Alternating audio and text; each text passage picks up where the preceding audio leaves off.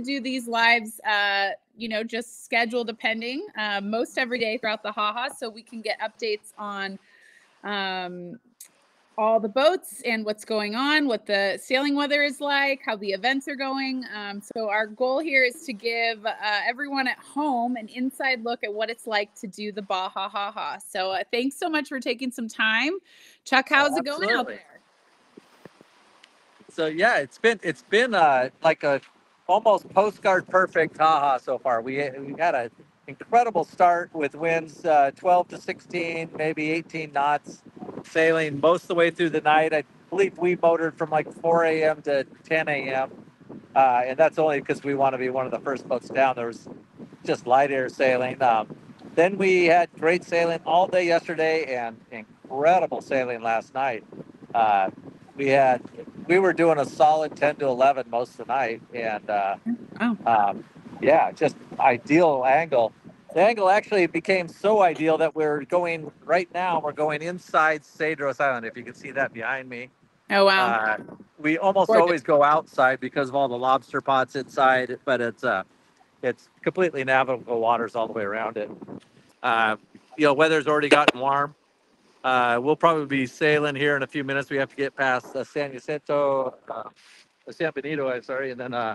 and then turn left and go into Turtle Bay. So we're only about maybe 40 miles outside Turtle Bay right now. Okay. And what are the updates from some of the other boats? What news do you have to share with us so far? Anything exciting or any issues? We had one boat that had a furling spinnaker, and they were wrestling with it, and the spinnaker was winning. So they were dealing with that all night. We had another boat. I think they just had fatigue. There was only two of them on it, so they actually, in theory, dropped out. They're just going to go different spots on the way down. Okay. What boat was that? I'm trying to remember. I'm spacing on the name of it. It's a boat from the Seattle area. Okay. And they're still having a really good time. They just realized that they didn't want to keep up with the pace with two people. The fishing for us has really been awful, but one of the boats caught us a huge tuna yesterday afternoon. So Richard's sending out a written update to the fleet every day now, and but the weather's been spectacular. We're looking forward to the SpaceX launch tonight because we have a perfect sky for it. Oh, wonderful. Yeah. Awesome. So how many crew do you guys have on Profligate this year? We have 11 people. We actually have two Latitude alumni. We have Mitch Perkins and Richard Spindler, the founder, on the boat, obviously. It's his boat. And then, and I guess Daniel works for the magazine some, so maybe three there. We have Steve and Kristen Mueller, who are, she's a nurse and he's a retired fireman.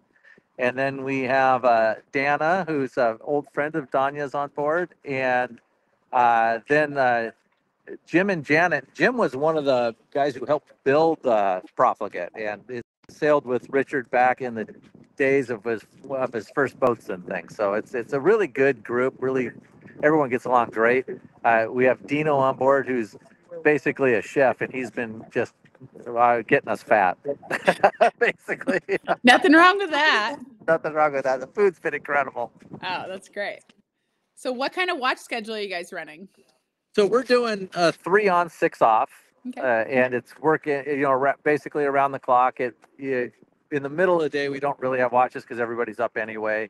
And it's a real simple watch schedule and allows everybody to socialize and fish and be creative in the galley and other things like that. Great. Get caught up on their reading even. That's awesome. So I'm curious, how's the Starlink made connection? Obviously you guys have a lot of connectivity. I've been following your tracking going down, and I've been receiving some updates from Mitch, which is great. But how is it for connectivity with the other boats in the fleet? It's been incredible because, first of all, you can use your cell phone and call people if there's really an issue. Yeah. The email and texting between boats has been, flawless. I have a few guys that hooked up with me at the party before we left about different issues, and we've been dealing with that. It's been seamless, and and a couple people on board have been getting work done, which is, a few years ago that was impossible. Totally. So you guys having how many boats are actually out there? I think it ended up being 118 made the start. Okay, great. Yeah, I'll get you those exact numbers for tomorrow, because we do roll call. I'll tell you how many are still in it, because I think we had two people leave, one with issues and one just wanted to go slower, and then everybody else I think is coming down. We'll see. It was not really windy last night, like 18 knots, which is kind of ideal when you're going downwind, but there may be a little bit of carnage from last night. We'll see. Okay, got it. And a couple boats started in Ensenada, right? Correct. Yes. But it takes a long time to get out of that bay, so you only save yourself a couple hours, maybe 3 hours, because we were past in 6 hours. We were right at Ensenada. Yeah. We had such great sailing for the start. Yeah, I was looking at the tracker and I saw those boats kind of coming in, and then I was reading about another boat that had engine issues and they had to head into Ensenada. Yes. Yeah. So, so you guys, when do you think you're going to make landfall in Turtle Bay? Well, let me see, 40 miles. We're probably going to be there in probably right at sunset tonight. Awesome. Maybe a little bit before, and then we'll anchor. We always like to get in there while we can still see, and we anchor close to the pier. Makes it easy pickings for the pongas, for hauling all our garbage to shore for the activities. Totally. And what's the schedule look like in Turtle Bay for activities? So we get there tonight, and that's just sort of, most people don't even go to shore. We just anchor out and have a relaxing time and clean the boat up. And then tomorrow midday we have what we call the Baja baseball or Baja softball tournament, which is all the kids in Turtle Bay play baseball. And the nicest thing in Turtle Bay is this amazing baseball facility. It's got AstroTurf, stands. The rest of the town is dirt roads with one cement road in it. It's a dusty little fishing village, but they've got this amazing baseball thing. So everybody in the town plays baseball. So all the kids come out and we play with them. They all take turns batting. There's this big lineup of batters. We do announcements as they're going through. And then at the end, we have a ton of baseball items donated from the Baja cruisers that we give out to all the kids. Very cool. And then everyone heads back to the boat. We try to end everything in the Ha. We try to end before nightfall, because it's very difficult to find your boat at night when there's 100 boats anchored in a bay. It's even if you know where your boat is, you have a hard time finding it. Oh, so that's pretty good. So we end that fairly early. A lot of people go and eat tacos on the street, and then the following day we kind of move over to the south side of Turtle Bay, and there's a beautiful beach there, and the locals set up taco stands and bars, and we have a tug of war competition, and everybody barbecues on the beach, and it's a beach party, and it's a lot of fun. We throw frisbees off the cliff, and it's really a fun deal. And then that ends around 4 o'clock. Everyone gets back to the boat, and then we leave for Bahia Santa Maria the following morning after that. Okay, awesome. So Chuck, how many ha-has is this for you personally? I think this is my 9th. I was trying to figure it out, because I did one, and then I took a year off or 2 years off, and then I think 8 in a row now. Okay, awesome. And I'm curious, is it a first ha-ha for anyone on Profligate? No, actually, we don't have any virgins on board. You're all alums. We have somebody did it quite a few years ago, and it's the second one. But it's all alumni. Very cool. And when we were at Skipper's meeting, you asked who's done ha-has. It was a majority of the people had already done them before. Yeah. So the event's that great that people keep coming back. Yeah, no, definitely. I mean, just in the few years that I've done the events, the parties, and the sponsorship, I have gotten to know a lot of familiar faces. Yeah, you're gonna have to work on your schedule so you can come next year. I know. I will. I promise. So I was close. That's right. You were very close. I was very close, but we might not be streaming. Maybe we would be, because we would have internet. Exactly. I think 90% of the fleet has Starlink. Yeah, I read that. It's really good. Yeah, that's great. Well, since you've got the Starlink, you want to walk us around and maybe give us a view? Yeah, I'll give you a little bit of tour. So when we joined this conversation, I was up here on the bow. it's about this point south that everyone starts congregating up here because you can stay a little cooler up here in the bow and it's quiet. So when we're motoring, you don't hear any motoring noises. Um, we always have the mainsail up whether we're motoring or not. And we're currently motoring now because the wind has shifted left literally a half hour ago from spinnaker to all the way upwind, and we've got to get through a little gap over here. So we just took the spinnaker down aside to motor through.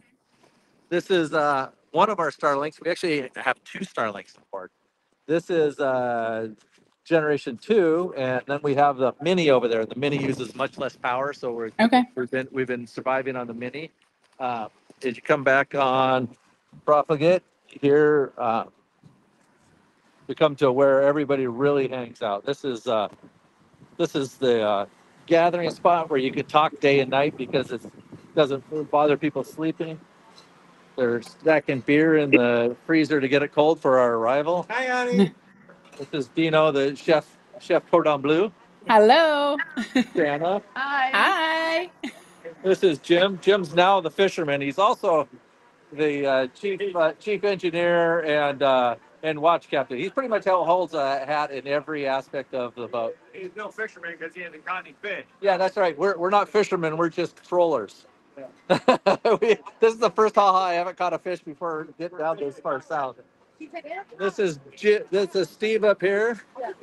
Howdy. And then Danya doesn't like to be on camera, but she has her glasses on, so we'll let her. This is Danya. All right. She's the movie star. Yeah, she is the movie star. So this is live on Latitude 38. Oh, hey, Nikki. Hey. Here's Mitch. He's sleeping, so we're not going to wake him. This Mitchie. is inside. This is our basil plant. It's very beautiful. Looks better than the one I have here. That's going to get minced up in the next day or two. Obviously, we just have stores we don't starve on this boat. We have stores of stuff. So this is the main salon, and this is, you could probably seat 35 people in here. And then down in each hole, we have 2 cabins in each hole and 2 heads in each hole. So, great. Yeah, it's very roomy. I mean, with 11 people on here, you're not bumping into anybody, and everybody has their private spaces, and it works out quite well. That's awesome. This is command center. So when we do roll call, this is where Richard sits and takes everything. And Chris with a K, we call her over here. Wave, Chris. This is Latitude 38. Hi. So she keeps all the data for Richard, and Patsy and her have a Google Doc that they share back and forth and log everybody's location every day at roll call. Great. And and it's just kind of a well-oiled machine. It works well. Yeah. So how does roll call work exactly? So you need to give your 8 o'clock position before 9 o'clock a.m. So you basically just mark down your Latin long at 8 o'clock. You email it in to the site. We used to do it on single sideband of VHF radio, but with Starlink and advancements, single sideband is just gone away. We still have a single sideband, but it hasn't been on in 2 years. Okay. And then and so then they send their positions in and we mark them down on a chart. So we know everybody's position every day, even though a lot of people are being tracked and have communication. We just want to know every day where somebody is. So that way, if they never reported in or any issue, we know their last location and when we approximately should see them in port. Okay. Cool. And then once everybody's in port, they just say in port, and we keep track. And anybody who's not, we constantly try to communicate with them. And if we don't hear, we'd obviously alert the authorities or emergency contacts. But luckily, we haven't had to do that. Great. Yeah, it's a good thing, right? Keep numbers. You guys keep an eye on each other. So the reason a lot of people do it, obviously people come back over and over again. So. And when we did single sideband, there was a sense of community because people would tell stories on the radio and everybody would hear it. VHF doesn't travel as far. The fleet really disperses. So you actually get to where you're out of VHF range with half the fleet or 3/4 of the fleet at times. Okay. If not all of it. Yeah. And so we've done this, we started this email thing, but we realized that we were losing the sense of community. So what now is happening is everybody is emailing their personal stories into Richard, then Richard's sending out a daily newsletter. And so I'll go through those stories tonight, and we'll have more to talk about tomorrow when we're in Turtle Bay. Oh, awesome. About what each member of the fleet is experiencing. And there's a lot of kids on the Ha-Ha this year, and so it's going to be really fun in Turtle Bay with the baseball game and all the shenanigans that go on in Turtle Bay. Yeah, it's great to see so many families doing it. It's really awesome. Yes. Cool. Well, Latitude Nation, we are going to aim to do this every day to the best of my ability within my schedule and the boat schedule. Yeah. So we're going to do our best. We will be posting the schedule on our social channels and on Electronic Latitude, so you can get the link and catch the times. It's going to go on our Facebook. It will go on our YouTube and possibly other channels, but still working that out.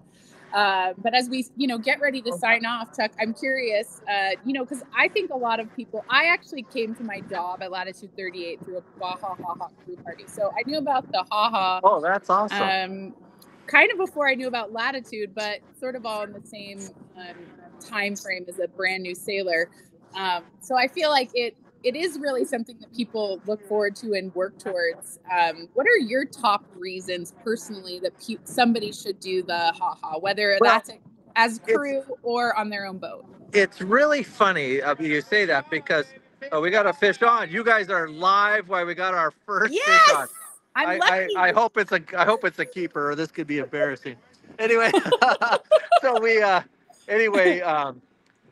I used to think of the Baja Ha-Ha as just a bunch of drinking and craziness down the coast, and I said, I don't know if I really need to be part of that. We'll see how that goes. And what it turned out when I went on my first Ha-Ha, which I went on with a customer, I'm watching this fish. What is it? I think it's a bonita. Oh no, is that a yellowfin? Woo!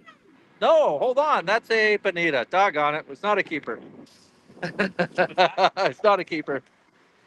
Not a keeper. Oh. So anyway, I thought it was this party rampaging pirate-like guys going down the coast, and I went on my first Ha-Ha in 2012, 2013, somewhere around there with a couple that was friends and a customer of mine, and they were taking off to sail around the world. They're still sailing around the world, and after going on the Ha-Ha, I realized how important these rallies are for people that want to go cruising, especially if you don't have 100% confidence, because at the first stop, I was repairing sails. There was medical professionals. There was people with spare alternators. And Richard does a great job. He's really into the community of each of these stops we go into, and he kind of gives you a hint of the Mexican culture and what to expect and how to behave and what not to do, what to do to stay out of trouble. And it just became very important to me, or noticed to me, that this is almost a mandatory thing if you've never really taken your boat to Mexico, that this is really what you should do. And it was so helpful. And then the next year I did it, somebody had some health issues, and it turned out it was a young gal with a UTI, and somebody had a UTI test kit. Somebody had the medication for it, and there was medical professionals to help with that. And that's the type of thing that they would have to stop in and go to a hospital, and everything was taken care of, and it just made it safer and easier for people to understand the cruising lifestyle. Very cool. It's definitely the start of a lot of people's adventures, which I think is really great. And I also think it really does, at least I haven't done it, so this is my outside perspective from being involved, but not have done that. There is a lot of community and camaraderie that is created, and I think that's really important. I feel like that's a really foundational part of keep people in a community and to keep people cruising, is to kind of start forming these relationships. Oh, absolutely. I mean, I talk to people from every Ha-Ha every year. Not everybody that does a Ha-Ha, but I have people that I've been friends with, and we stay in communication as they're traveling around the world, or even just Mexico, or it came back to the States. And some people, I've sailed with people up in the Seattle area my whole life when I was growing up. And then I moved to California, and we reconnected as they came down to do the Ha-Ha. And those people think it was the most fun thing they've ever done in their life. And these are people who were on the water every week. And so you know, it's really important that something like this survives. This is the 30th one. You know, we'll see how many more Richard's willing to do, but it's a great event. Cool. Awesome. Well, thanks for bringing us along. Chuck just threw this idea out to me at the party on Sunday, and we decided to make it happen. So we're kind of winging it out here, but it's a cool opportunity with the Starling for people to go along and check this out. And we're going to have fleet updates every day. We'll have some info on the events. If anyone has any questions, drop it in the comment section on Facebook. You can email it as well to Nicki at latitude38.com, and we can ask your questions of the crew. Other than that, join us. We're going to aim for daily at 11. And if there's a change to that schedule, we will announce it. Yeah, exactly. Yeah. Perfect. Any parting words for our audience from the crew? No, I just put it on your schedule for next year. It's always either the last Monday in October or first Monday in November. So I would just plan on it ahead and use it as your stepping stone to go off and cruising and enjoy yourself. Yeah, it's on my schedule. Awesome. All right, well, I'm going to end the stream. Chuck, if you want to just stay on for a minute, and just thank you to everyone who tuned in. And again, we'll see you tomorrow and the day after, and hopefully every day of this 30th Baja Ha-Ha rally. All right, sign it off from the Baja Ha-Ha.